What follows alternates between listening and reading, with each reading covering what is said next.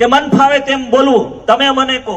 આપણે અહીંયા ઉપસ્થિત અને આપણે તમામ મતદાર ભાઈઓ બહેનો અહીંયા ઉપસ્થિત ભારતીય જનતા પાર્ટીના સનિષ્ઠ કાર્યકર્તાઓ, શું આપણે મોહમ્મદ ગજનીની ઓલાદ છીએ? શું આપણે મોહમ્મદ ગજનીના વારસદારો છીએ? આનો જવાબ આગામી 19 તારીખે મતપેટીમાં તમારે આપવો પડે.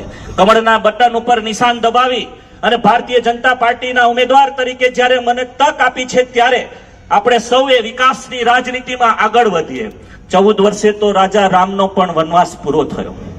2012 થી લઈ અને આજે 2025 સુધી ચાલે છે. કોઈને કોઈ કારણોસર આપણે વિકાસથી દૂર રહ્યા છીએ, આપણે વંચિત રહ્યા છીએ. આપણા ઘણા બધા પ્રશ્નો હજુ આપણે દૂર કરવાના છે અને અશક્ય આ દુનિયામાં કંઈ હોતું નથી.